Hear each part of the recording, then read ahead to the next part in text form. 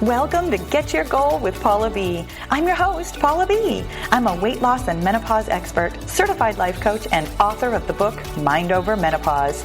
On this podcast, we dive deep into the mindset tools and proven Get Your Goal formula that will help you lose weight for the last time. Are you ready to get your goal? Me too. Let's go. Hey, goal friend, welcome to episode number 272, the one where we're talking about gaining it all back. You guys, I am so excited to dive into this topic today, but I want to give you a quick apology before we get going, just in case what you can hear is like a low background hum. I don't know if you're going to be able to hear it. I have a pretty nice microphone, and I've also recently started working with an audio producer for my podcast, which is so awesome, and a topic for another day about up-leveling and the year 2023 and how things are going and my goals for myself about getting better podcast audio quality. But for right now, I am still sitting in my family room. I'm actually facing a table, which means that you might even get some echo from that. But in the background, you might hear like a super low grade, like humming, buzzing fan sort of a noise. And I just wanted you to know that it's not you, it's me. It's literally it's not literally me. It is me, meaning that it is on my end. There is noise in my house right now. You guys, we discovered a couple of weeks ago that we have had a leak in our guest bathroom in the hallway for probably a couple of months, if not possibly years, of a leaking toilet. Yes, super horrifying to discover. I've been noticing for a while. I mean, I don't mop very often, but I mop once in a while. You know, I clean my house, kind of, sometimes. I've noticed for a while that the bathroom it had not a smell. It's not like gross water necessarily. It's not even that there was something like phenomenally wrong. I just noticed that the floorboards looked different in there. We got new flooring several years ago right now. It's vinyl flooring. It's life-proof. It's really nice stuff. I love the way my floors look. But I noticed that the flooring in the bathroom just looked a little bit different, and I couldn't quite put my finger on it. I didn't quite know what was going on. I kind of tried to ignore it because I'm like, oh, I'm sure it's fine. You know how these things go. In fact, this conversation is very apropos for our topic today in numerous ways. It's part of why I'm even bringing this up. But a couple of weeks ago, I finally decided to just bite the bullet and take a look at it and see what was going on. And so I got down on my hands and knees and really looked at the floor, and I called my husband in and I'm like, do you see what's going on here? Does this look like a thing to you? And so we both started kind of poking at it and looking at it. Well, when you push down real hard on the floor, water would seep up in between the floorboards. This was not something I was very excited to discover. So I put in calls to our plumber, who pulled out the toilet and said, oh yeah, this is definitely what's going on here. So then we had to put in a call to some restoration people to come in and take a look at what's going on. And long story short, or actually long story long, the water damage is almost not even damaged. The guy came in from the restoration company with his little water reader meter, and he's like, yeah, this actually isn't that bad. I see what you're talking about. I do, obviously see the water coming up in between the floorboards, but there's not that much water. And these floorboards, they're not warped. There's nothing going on that's like tragic here. We're not going to have to replace the flooring. We're just going to dry it all out. So we've been living with a dehumidifier in the guest bathroom for the past couple of days. And thankfully, we just keep the door closed, but it is this steady hum. I mean, it's literally just a giant fan, essentially, but like kind of a warm fan, which has been really nice because it's winter time here and it's freezing cold. So it's been this background noise. It's been the soundtrack to my life the last couple of days. So I don't hear it anymore, but it occurred to me when I sat down to record this podcast that maybe you can hear it. And that's all that's going on. I had a leaky toilet that I didn't want to think about, and then I did think about, and now we're taking care of it. And that's actually what we're talking about today in a roundabout way, when we're talking about gaining all the weight back. What's your reaction to that? I'm so curious. I know for me, I have gained and lost weight several times in my life, like starting from puberty. Like basically, as soon as I started getting periods, I packed on 30 pounds. I say that like it was super fast. It wasn't. It probably took me about a year and a half, maybe 2 years, but I slowly and steadily gained weight in a way that I did not understand. There was so much going on with puberty. God, do you remember that? Such a confusing time. I'm so happy to never go through puberty again, ever, because it was rough for me. But anyways, I put on weight and then I lost it, terribly, as one does when one is a teenager. I basically just stopped eating. It was not the smart way to lose weight, just so you know. And I have long since come to terms with like how and why that came about and where my head was and what was going on and all those kinds of things. But so I lost weight. And then I gained weight again when I was in like my early 20s for a variety of reasons, most of which is that I had really terrible eating habits and I was partying a lot and I was staying up really late hours, as one does when one is in one's early 20s and, is a party girl like I was. Plus, I worked in a 24-hour restaurant, so I had lots of like late night shifts and just really variable shifts. So knowing what I know now about weight and how your body works and metabolism and all those things, I can easily look back and be like, oh, well, gosh, no wonder I gained weight when I was in my early 20s. I had no discernible healthy habits and absolutely no schedule to my life at all. There really is a lot to be said for just consistency of habits in general. Kind of like we talked about a couple weeks ago on, I think it was episode 270, Calorie Confusion, about how consistency in and of itself is such a great way to lose weight. And in fact, this is exactly what happened to me. After I had gained the weight in my early 20s, in my mid 20s, I got a little bit more settled. I got married and had a routine and lost all of the weight plus some. And it fell off of me quite easily, partly because I was young and partly because I just had a really nice established routine where I could be consistent so easily. Then, of course, I started having babies in my late 20s, early 30s. It's of course for me because that I have kids. So of course for me, I had kids in my late 20s, early 30s and gained well over what my doctor recommended both times and didn't lose very much of the weight in between because in my mind, I knew I was having another baby. So I was like, why bother? And then afterwards, when I was like, oh no, I'm never having another baby, I actually lost the weight really quickly, but then put it back on again. And then in my late 30s, the last time I lost like a significant amount of weight was in my late 30s. But then coming through menopause, hooray, here comes that 10 pounds that I thought I had lost for good and needed to lose again. So I've gained and lost weight several times, whatever is that, 5 times in my lifetime. And for me personally, the thought of gaining it all back brings this sense of just utter defeat and almost like a resignation.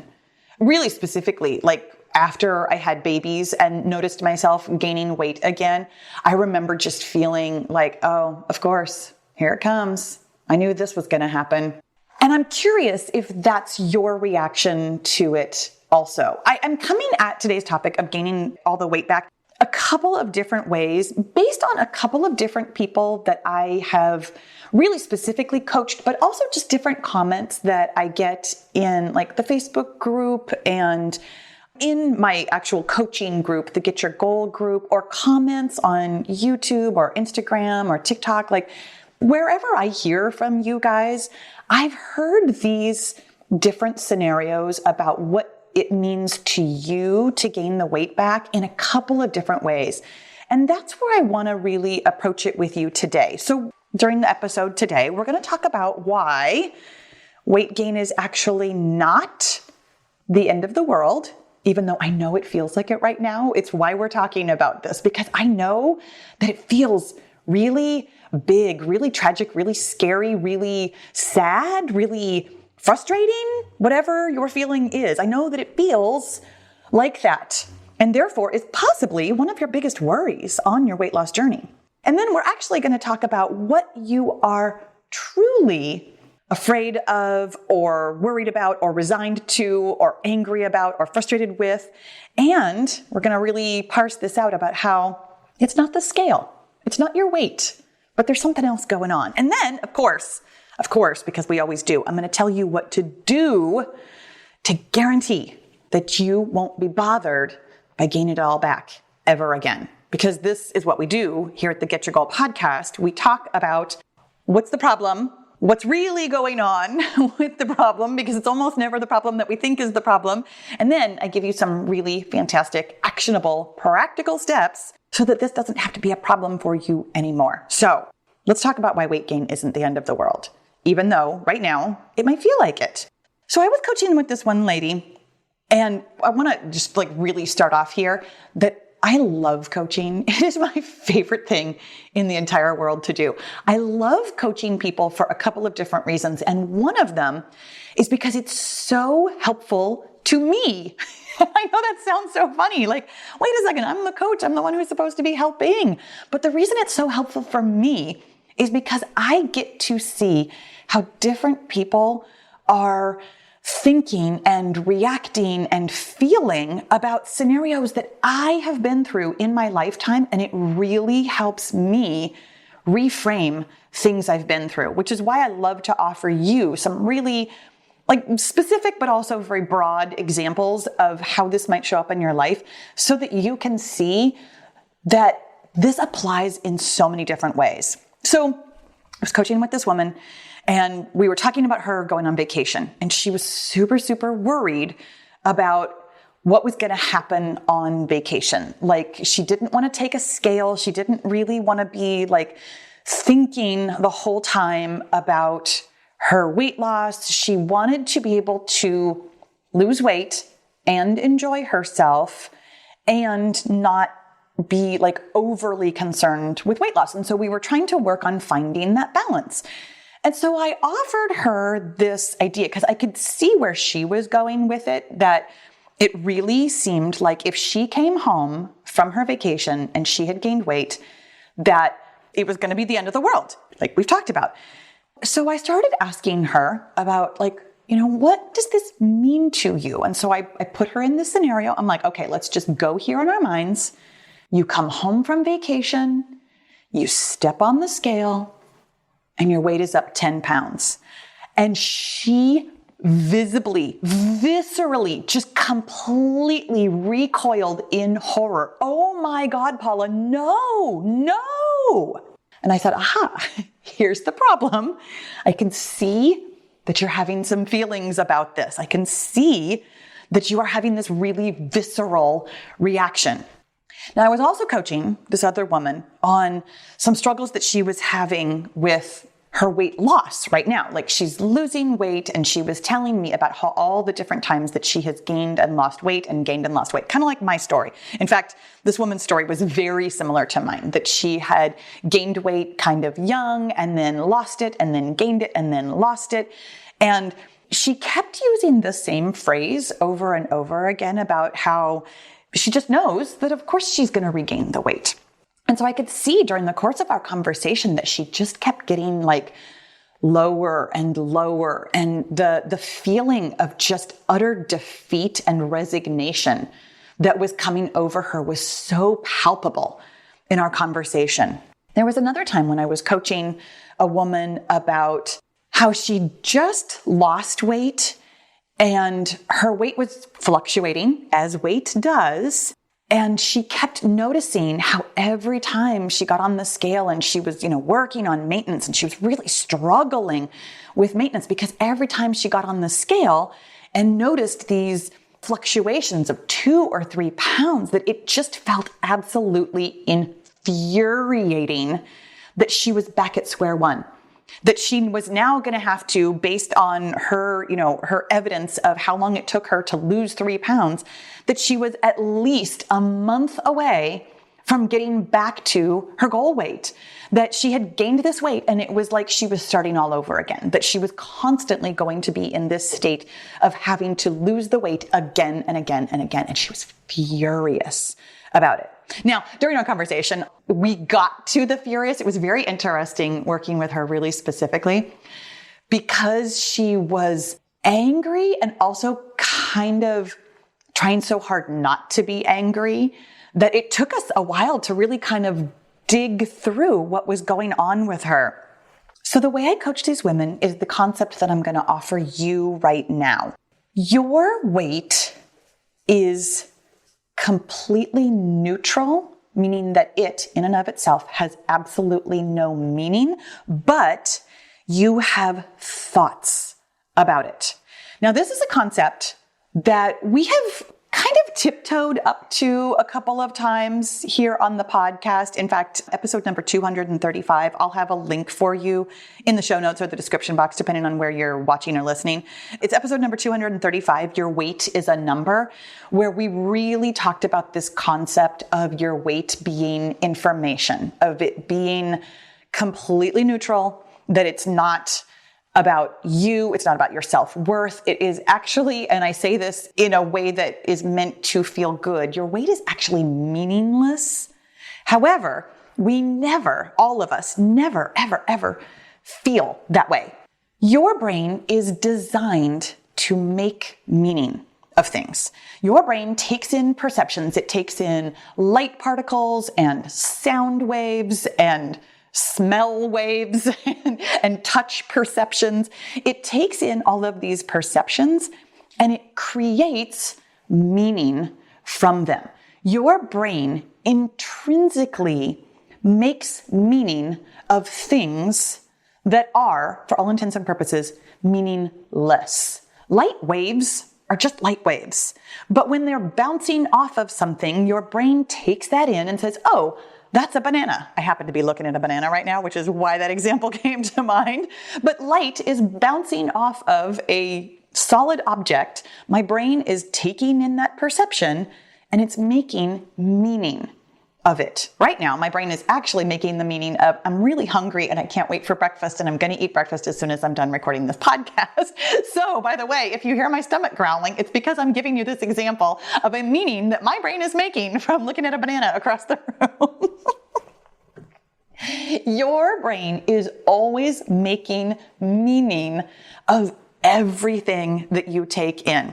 And the work that we do here on the podcast, and really specifically the work that we dive into in the Get Your Goal group, we take it beyond just this, I'm going to say surface level, because it is something that we pull apart constantly in almost every group coaching session. When I'm talking to anybody, the first thing that we do is pull apart the thing that is happening, the numbers, the data, the light waves, the sound waves, the whatever it is, from the thoughts that you are having about it.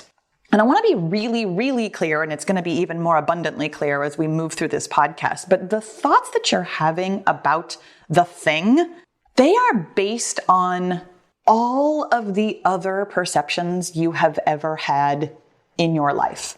That the meaning that my brain makes of the banana is different than the meaning that your brain makes of the banana because of your experiences. Which is to say that, like, when I'm offering you these three different scenarios of how one woman was just completely horrified by the idea of gaining weight, another woman was completely resigned by the idea of gaining weight, and another woman was completely angry by the idea of gaining weight. It's not about the weight. It's not about the specifics of the scenario. It really is about their individual brains making meaning of these situations. So I'm going to offer you that the first step to deconstructing how we think about gaining weight and really getting some agency over the fear or resignation or anger that we might feel about it is separating out the thing from the thought. And I want to parse something else out that might not be really important to you right now, but I love to offer you all of the concepts that we talk about here at the podcast in this reusable resource. Because every time you listen to this podcast, you might hear another layer of it. Like, if this is the first time you've ever come up against this concept that your thoughts are separate from the thing that is happening, that in and of itself can be so mind-blowing, mind-breaking, and just so much to take in that it could very well be the only thing you take away from this podcast. And that's completely fine because, oh my gosh, that in and of itself is so foundational and so groundbreaking that if that is what you take away from this podcast, you are so on your way to feeling better about everything in your life. Truly, that simple self-awareness that the thing and the thought are separate will take you everywhere you want to go. But the other thing that I'm going to offer you, if you are ready to hear this, is that the thing does not in any manner create your thoughts. Because the thing has no inherent quality of itself. A banana, for example, is neither good nor bad. It's neither delicious nor gross, depending on your opinion. It doesn't have a quality that makes you think something about it. The reason you think whatever it is that you think, and I want to be really clear that the word I'm going to use here is that your brain chooses to think a thing. The reason your brain chooses the thoughts that it chooses is not because it feels amazing to you. It's not because it's the best thing for you. It's not because it's the truth. It's not because there is some inherent quality in the thing that you are thinking about. It's simply because your brain has thought that thought before, and it's really efficient to continue thinking it. So when you see a number on the scale, that number has no inherent quality of its own, and that number does not make you think or feel any specific way for any reason other than you have had a thought about that thing before, and your brain is choosing it again because it's really efficient at doing so. I love to parse that out for the sake of understanding why your brain is doing what it's doing and why we come back around again and again to the same thoughts and feelings about the same things so often. Why we have like a go-to of being, for example, horrified at the thought of gaining weight, or why we feel resigned to the idea of gaining weight, or why we feel angry about the idea of gaining weight.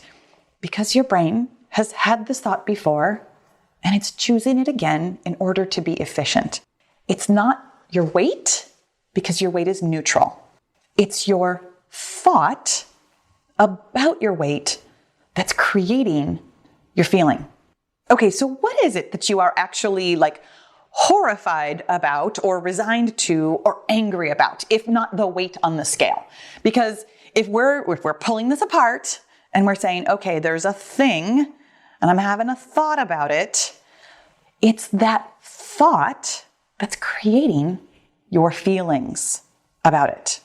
If you have a feeling about gaining weight, and you do, I know you do, this is why we even started this conversation the way we did.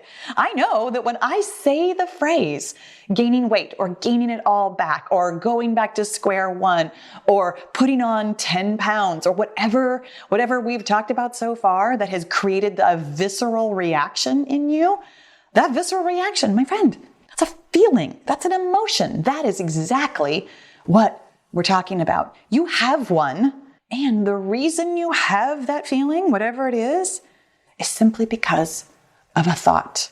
Now, I just called that simple, and I just calmed all the way down, and it might not feel like that yet. And that's why we're really slowing this down and parsing it out. This is the work of self-awareness. This is the work that we do here on the podcast, that we slow down the brain processes that feel so fast. Pulling apart your thought from the thing, and now we're going to pull apart the thought from the feeling. Just so that you can see, again, that the feeling does not come from the thing any more than the thought did. This is the process of really essentially every single thing in the world. There's a thing, you have a thought about the thing, and that thought creates you're feeling, like literally, physically. Your thought is a spark of electricity in your brain. That spark of electricity sets off a chain reaction of hormones, which flood your body with different kinds of sensations. Those sensations that you feel inside your body, we have labeled feelings, emotions. This whole process happens so incredibly fast that we, for millennia, have just assumed that our feelings come from things. And you've been taught this your entire life. I know you have, because I was too. You've been taught that your thoughts and your feelings come from out there, come from circumstances, come from things that happen or things that people say or things that people do, because this reaction in your brain is so fast that it's nearly impossible. It's not entirely impossible, because that is the work that we do here, but it's nearly impossible to pull them all apart and see that your thoughts and your feelings don't come from the things. But this is my job as your coach here on the podcast and as your coach in the Get Your Goal group, to help you pull this all apart, to slow this all down so that you can really gain some agency and some self-awareness over what this is and what it's creating for you in your life. So, scenario 1, where we're thinking about coming home from vacation, you hop on the scale and there's 10 pounds that you've gained. The woman who was completely horrified by this idea of the 10-pound weight gain, when we started digging through the horror and what her brain was making it mean, she actually discovered all kinds of thoughts that were all some variation of, I blew it, this is terrible, I'm no good, I can't believe that I let myself get here. Just absolute self-flagellation. The negative self-talk that she anticipated saying to herself, stepping on the scale and seeing the weight gain, was enough to produce the feeling of horror in her right now, even imagining that 10 pounds on the scale. When we found all those thoughts and really parsed them out, it's not the scale that creates this thought for you, and it's not the weight gain that creates this feeling of horror. It's simply the thoughts of, I'm no good, I'm terrible, I failed. Finding all those thoughts helped my client really see that they were all optional, that it had nothing to do with the scale. It had nothing to do with the weight or the imagined weight of the 10-pound weight gain, and everything to do with her thoughts creating this feeling of horror.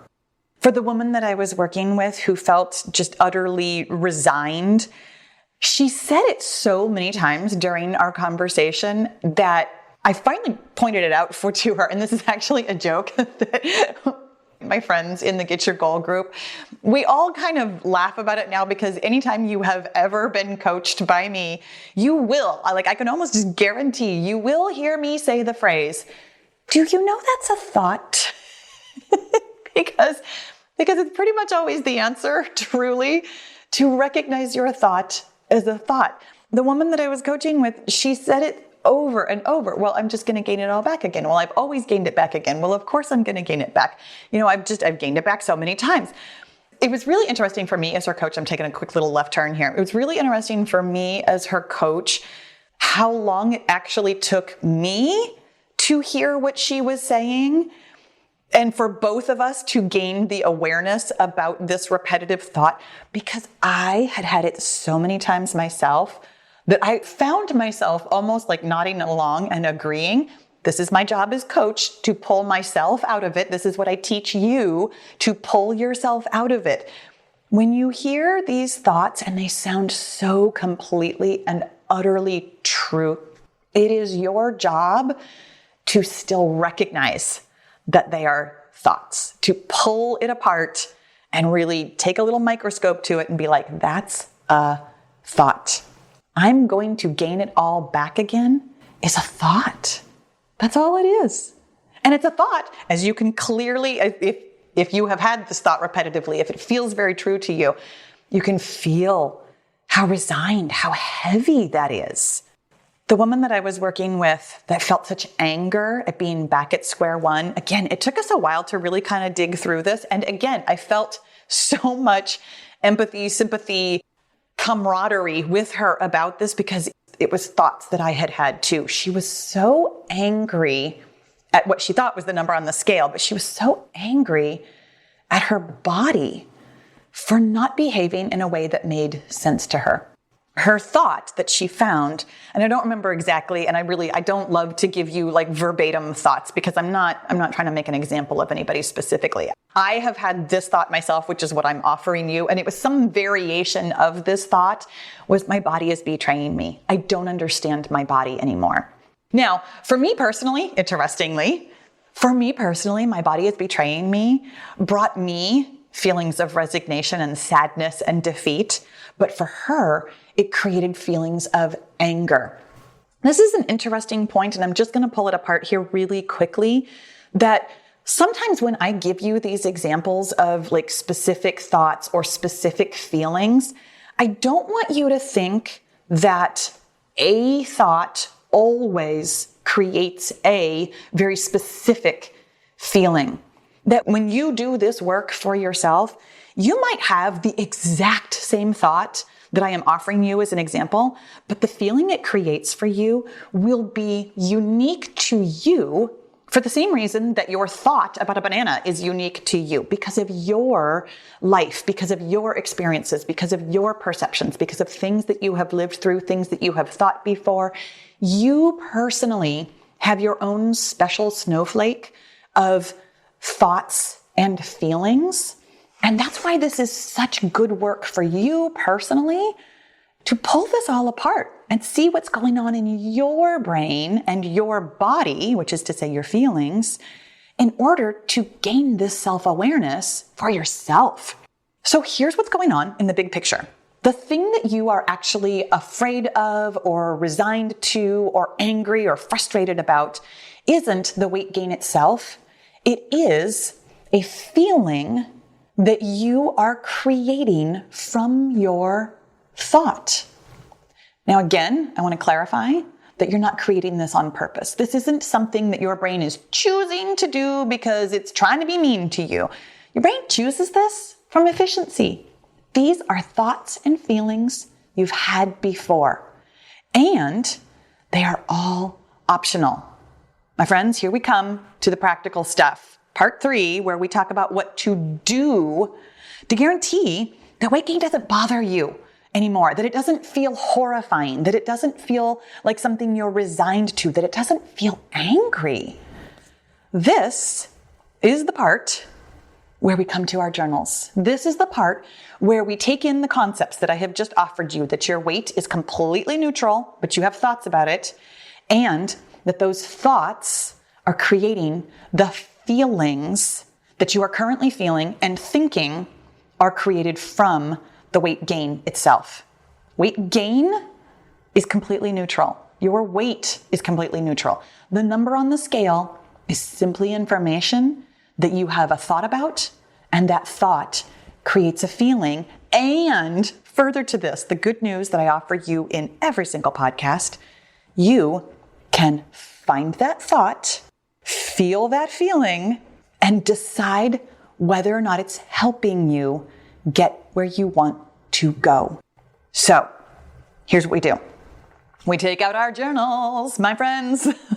I love that the tool that can help you every single time is a piece of paper and a pen, unless of course you want to write on your computer or one of those Rocketbook things that you can erase later, or on your iPad or on your phone or whatever. Whatever your tool of choice is, I just happen to love pen and paper. It's my thing. It's my jam. I love my journals. I love my notebooks. I love my colorful pens. But here's what you're going to do. You're going to take out whatever your implement of choice is, and you're going to ask yourself, what do I think about today's numbers. Now, that phrase has lots of nuances to it. It might not even be today's number, but you can put yourself in your imagination to whatever day there is where there is a weight gain, and you can discover your thoughts about it. You can discover the horror, the resignation, the frustration, the betrayal, the fear, the worries. You can discover all of that simply by asking yourself the question, what do I think? The answer is always in your brain. And let me just be really clear, very clear, that what we are looking for when we're finding our thoughts, feeling our feelings, deciding if they're helping us get where we want to go, we are not trying to feel better immediately. And we're not trying to solve the problem of this feeling or the weight gain. We are simply looking for self-awareness. The self-awareness over time is what actually solves the problem and helps you feel better. And further to that, I want to be really, really, really clear that you are not actually ever solving the problem of your weight. Your body is going to do what your body is going to do. Sometimes you are going to come home from vacation and the scale will be up. Sometimes you will lose weight and gain it back. Sometimes your body will simply fluctuate and you will still have the thought, even though you've examined it, it could come back, that now you are back at square one.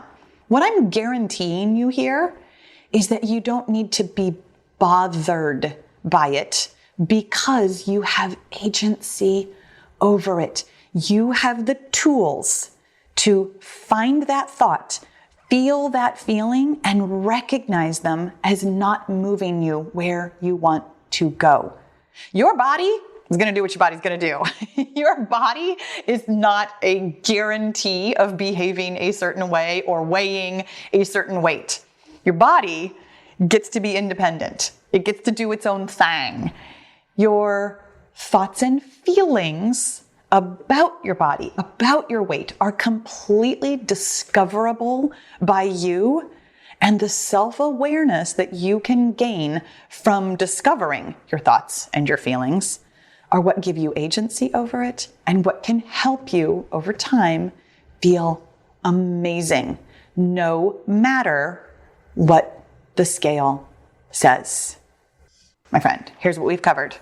Your weight gain is not the end of the world. Your either current weight gain or possible future weight gain or past weight gain, none of it is the end of the world. And the thing that you actually worry about or are afraid of or feel resigned to or angry about isn't your weight. It is a feeling that you have because of a thought. And the thing that you do about it, all of it, is find those thoughts and decide if they're helpful for moving you forward. You guys, I really hope this was helpful for you today. Like always, thank you so much for joining me. I'll talk to you again soon. Thanks for listening. Be sure to leave a rating and review so other women of a certain age can stop struggling with the scale and start loving their menopausal bodies. And if you're ready to change your mindset while you're changing your weight, then it's time to get into the Get Your Goal Mastermind group, where you'll find my proven success formula, answers to your questions, expert coaching, and the community support you've been looking for. You don't need to lose weight alone when you can have fun and level up your mindset with friends. With weekly coaching calls, live journaling classes, and access to the tools and strategies I've used to help thousands of women lose weight for the last time, the Get Your Goal group is the place for you to get your goal. Learn more about group membership at www.getyourgoal.com. And I'll see you inside the group.